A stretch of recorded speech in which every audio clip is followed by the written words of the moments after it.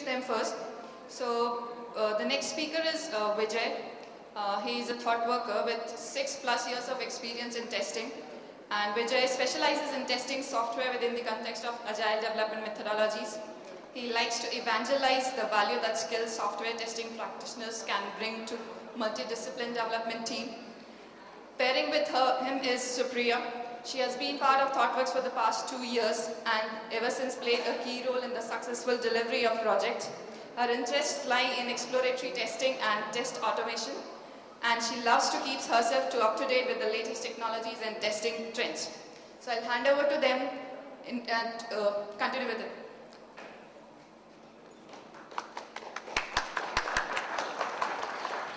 Okay, hi everyone.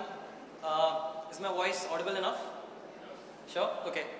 My name is Vijay. Been with ThoughtWorks for about 6 years now, and I play the role of a tester. I'm Supriya, and I have been in ThoughtWorks for nearly 2 years now, and I'm a tester. So the topic of our presentation today is test your service and not your UI. Pretty controversial statement, that isn't it? Many of you all might think that I'm suggesting we shouldn't be testing our UI at all, but my friends, that's not what I'm trying to say here. All I'm trying to say is focus your testing efforts on the layer that actually holds all the complexity and the business logic. So today, we're going to bring to you the concept of test your service and not your UI in the form of a story. So friends, we present to you the story of 2 people who talk about their approaches towards automated testing. So over to Supriya. Yeah, so let's start our story. So as Vijay said, we have 2 characters in our story. So let me introduce you the first character, that is Tejal. As we can see, she has 6 years of experience in QA, and she is an automation expert. She has used multiple tools like Selenium, QTP, Water, and as we know that she loves attending conferences, and she is also known as bug hunter. So let's know more about Tejal. Recently, she has been put on a project called Book My Show, where she is playing the role of a tester. So she actually spikes on multiple tools to use for her automating her tests. So like Selenium, Water, QTP, and many more other tools. So now finally she decides to use Selenium to write her automated tests. So let's see her approach towards automating her tests. Yeah, so as we can see, this is a UI layer of her application, Book My Show. She uses Selenium to automate her tests and on multiple browsers. So Tejal wants to test the movie booking flow. So this is nothing but an end-to-end flow of her application. So let's see a video where we are actually going to show you the user actions which includes this particular flow through Selenium. So here is the application which loads. Then she clicks on a browser to select city. Then she clicks on another browser to select a movie, and then finally she selects on a drop down where she selects a date. Then she finally clicks on a link to select a time. Then she is processed to another pop-up where she selects some class from another drop down, then some people, and then finally she clicks on a button to proceed to another page. So finally, as we can see, it's taking a lot of time for her to process from one page to another page. So finally, after reaching to another page, she selects some seats, then again click on a button to proceed to another page. Finally, she clicks on a button to make some payment. So as we can see, a payment page is taking a lot of time to load, and finally after loading, she enters her card number, then some more details which are required to do some payment like name on the card, expiry date, CVV, and after that she actually clicks on a button to make her payment. So and finally she verifies against the confirmation. So as we saw there, she had to interact with multiple elements on various pages, and also she had to deal with loading of pages as the page can load very slowly because of many reasons, because of many images on the pages, which might be the reason where the page can load very slowly, and also like multiple drop downs, and also as we saw there was a processing window which took a lot of time to navigate from one page to another page. So now what's troubling Tejal? why she's looking so worried. Yeah, her tests are of high maintenance. I'm very sure the clients from your side as well, they might want lots of changes like UI changes, functionality changes. Then same thing, the Tejal is also facing the same problem from her clients. She also getting this continuous UI changes from her clients. So she often have to spend a lot of time in maintaining her automated tests rather spending a lot of time in manual testing, exploratory testing, which is really valuable for any project. Another problem is her tests are very flaky. So of course we all face these problems like environment problems, then page loading problems. So that could be one of the reasons why our test just randomly fails. So page load handling. So the environments in which Tejal runs her automated tests are so problematic that they just don't pass consistently. Her tests just don't pass consistently. Rather, she have to put the sleep statements into her automated test. So just that her automated test pass. I'm sure over here most of us must be putting the sleep statements into the automated test so that they just pass and they just run fine.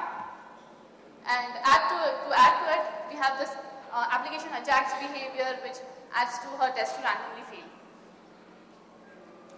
Her tests take longer time to execute. So as we just saw, her tests are driven through UI and there's a lot of overhead of browser loading, page loading, application loading, then elements appearing on the page, then having to interact with these elements, which all require some sort of access mechanism. So there's a regression suite of 100 tests which takes nearly 3 hours to execute. So her stop story doesn't end here. Addition to it, we have these two limitations. I'm sure all tools, most of the tools have some of the other limitations. Selenium also does have, like handling custom controls, handling motor dialogues. So she have to spend a considerable amount of time like handling these limitations, rather spending more time on manual testing or exploratory testing. So now Tejal is really worried about the approach of automation testing. So so she needs some ideas, she needs some help.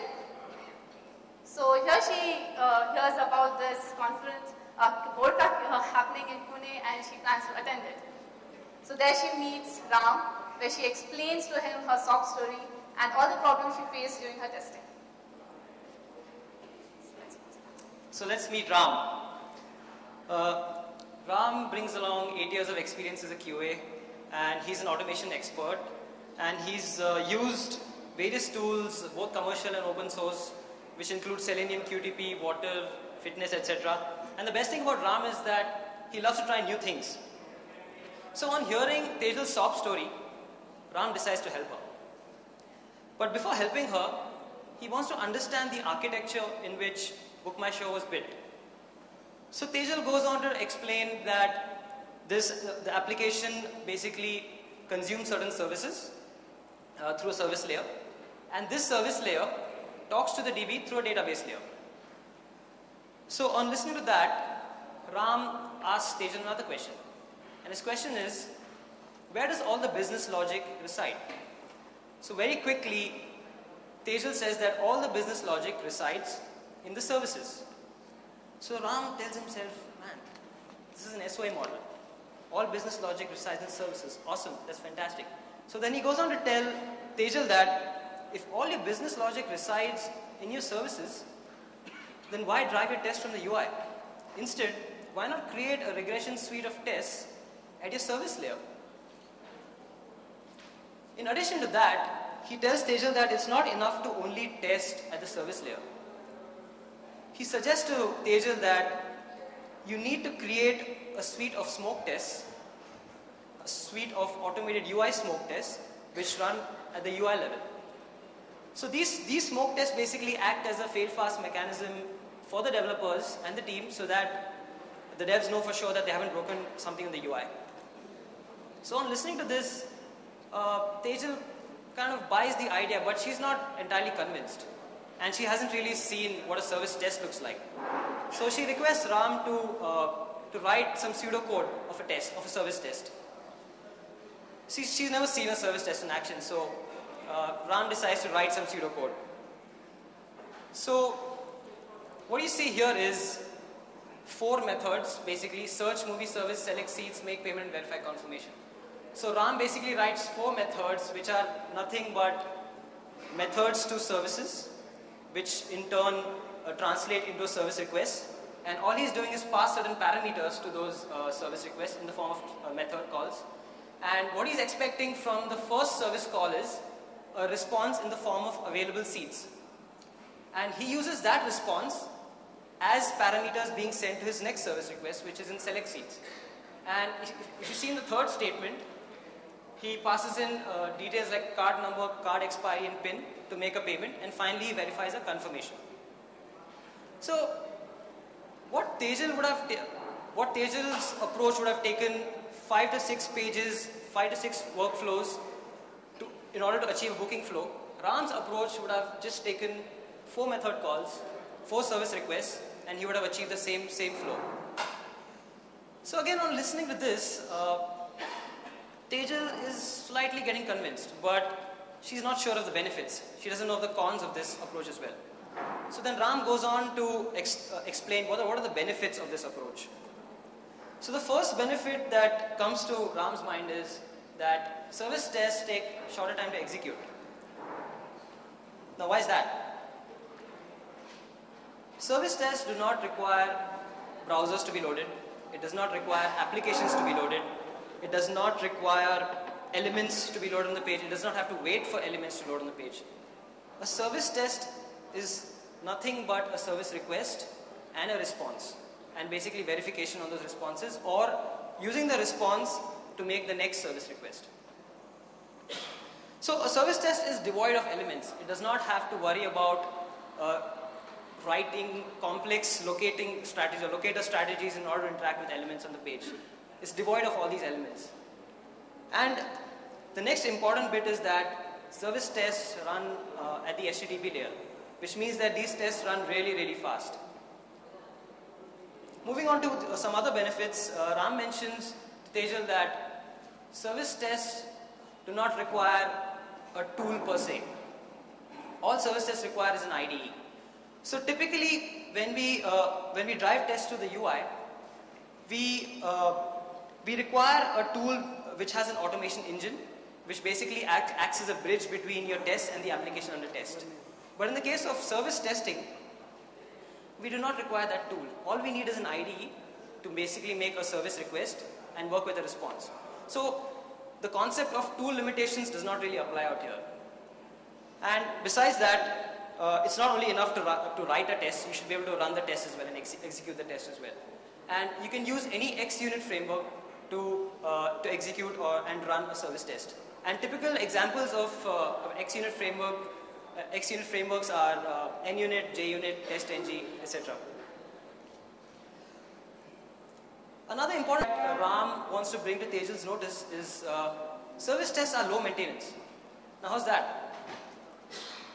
The probability of UI changes is much higher as compared to the probability of a business process or a business functionality changing.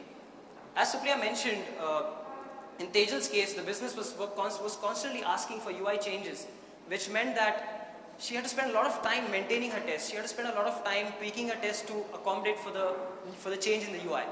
But in this case, the service is not even dealing with the UI. The service is straight testing the service, the actual business functionality, the actual business process in place. So if there's a change in the UI, the service test doesn't care about it because you're directly hitting the service and not the UI. Manual exploratory testing. Now, what does manual exploratory testing got to do with service testing? Well, it has got something to do with it. Automating tests become faster. Now, how's that? Like I mentioned before, a service test is nothing but a service request and a response, and using the response to make further service requests. Which means that I do not have to worry about working with various operating systems, working with various browsers, having to write complex locator strategies in order to interact with elements. I don't have to worry about how to select or deal with custom controls and things like that. Which means that